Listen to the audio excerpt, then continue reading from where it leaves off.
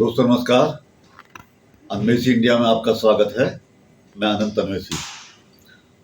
हम समय समय पर विशेष लोगों से आपका मुलाकात कराते रहते हैं। इसी कड़ी में आज हम मुलाकात करा रहे हैं शैलेंद्र पांडे जी से। शैलेंद्र पांडे जी एक युवा उद्यमी हैं। इनकी दो बात विशेष है कि ये बहुत कर्मवादी भी हैं और बहुत आध्यात्मिक भी हैं।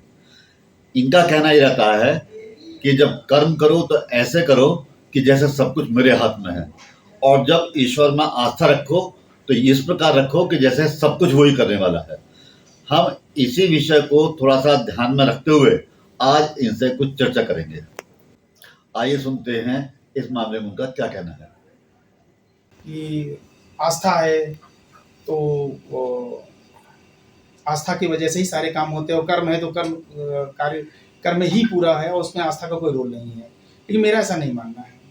कार्य करना सबसे ज़्यादा जरूरी है। बिना कर्म के कुछ भी नहीं हो सकता। 99.99% जो आदमी काम करता है, अपने कर्म को करता है, वही सक्सेस होता है। लेकिन जो 0.01% है सबसे लास्ट में, वो पूरा काम करने के बाद लास्ट में वो आस्था, वो प्रकृति, जो एक आध्यात्मिक शक्ति है, वो उसका योगदान होता है, जिसकी वजह से कोई भी कार्य संपूर्ण होता है और आप सक्सेस की ओर जाते हैं। हमारा विश्वास है कि कर्म को, जैसे मैं एक प्रिंटिंग का कार्य करता हूँ, मेरी कंपनी है, मैं प्रिंटिंग का काम करता हूँ, तो मैं 100% अपना पूरी तरह से उस काम को करने में लगाता हूँ, जिसकी वजह से ऊपर वाली कृपा से मैं सक्सेस हूँ, मैं सक्सेसफुल हूँ, मैं इस क्षेत्र में अच्छी तरह से काम कर पा रहा हूँ। उसका कारण ये है कि मैं 100% अपना देता हूँ। लेकिन इसमें बहुत बड़ा योगदान ऊपर वाले का है।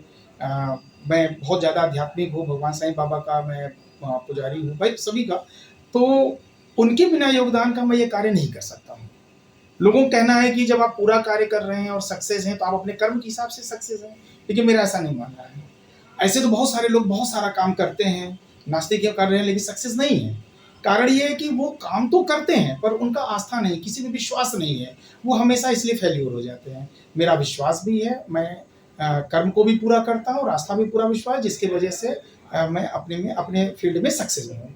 दूसरी एक बात अक्सर मैंने सुना है कि कभी किसी के साथ कोई घटना घटित हो जाती है, अप्रत्याशित घटना घटित हो जाती है, जिसका कोई रिटेक नहीं हो सकता, नहीं मिल सकता। जैसे किसी के साथ दुर्भाग्यवश उसके परिवार का कोई प्राणी ही चला जाता है और वो पूरा परिवार बहुत बड़ा आस्थावादी होता है, लेकिन एकाएक उस व्यक्ति के जाने से या ऐसी घटनाएं, दुर्घटना होने की वजह से वो उसके आस्था पे बहुत बड़ा प्रहार पड़ता है और वो नास्तिक होने लगता है, या उसको ये लगता है कि नहीं, जो मैंने अभी तक किया है इसका कोई मतलब नहीं है, शक्ति नहीं है, या आस्था का कोई रिजल्ट नहीं है।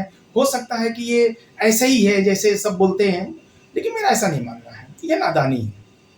कभी कभी क्या होता है कि आपके साथ कुछ ऐसी घटनाएं घटित हो जाती हैं, या ऐसा कोई बहुत बड़ी दुर्घटना हो जाती है जो कि आपके पूरे जीवन को हिला देती है और आस्था प्रसन्न करती है। लेकिन आप कहीं दूसरी ओर सोचिए, जो आपने तपस्या किया, जो आपने आस्था में बहुत सारे व्रत, बहुत सारे पूजा पाठ आपने किया, कहीं न कहीं उस दुर्घटना के अलावा जो और उसके आगे होने वाली थी, वो घटना को वो रोकती है।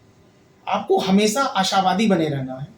जो हो चुका है वो नहीं पलट सकता है, परंतु जो है आपके पास, जो अभी इस समय है, वो आपकी तपस्या, आपकी आस्था, आपके विश्वास से ही अभी भी वो है और आगे भी रहेगा। जो घटना हो घटित हो गई, उसको आप भूल जाइए। आगे जो आपके पास है उसको बचाने, उसको सुरक्षित, उसको रखे रहने के लिए आप आस्था पे कोई भी नास्तिकता न लाएं और अच्छे से आस्था पे विश्वास करें और अपने कर्म को भी पूरा करें। और मुझे लगता है कि अगर आप 100% कर्म करते हैं और 100% आपका आस्था रहती है तो आपका जीवन आगे बहुत अच्छा, बहुत अच्छे से चलेगा। मेरा ये मानना है। शैलेंद्र, आपने बहुत अच्छे ढंग से अपनी बात को रखा, लेकिन एक बात और सामने आती है। कुछ लोग कहते हैं कि भाग्य बहुत बड़ी चीज है और भाग्य से ही आदमी का जीवन बनता है, आदमी के हाथ में कुछ नहीं है। इस मामले में आपका क्या मानना है?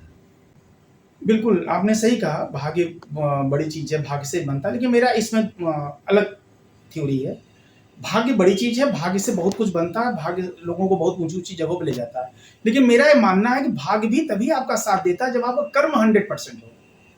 आप पूरा कार्य अपने लगन से अच्छे से अगर करते हैं, पूरे डेडिकेशन के साथ करते हैं, ईमानदारी के साथ करते हैं, सेक्रीफाइस के साथ करते हैं, तो आपका भाग्य आपका साथ देता है। लेकिन अगर आप कुछ नहीं करते, आप केवल चौराहे पे बैठे हुए हैं, लबबाजी कर रहे हैं और एंजॉय कर रहे हैं और आप सोचिए भाग्य आपको प्रधानमंत्री बना दे, ये मेरा नहीं मानना है। ऐसा कुछ भी नहीं होता।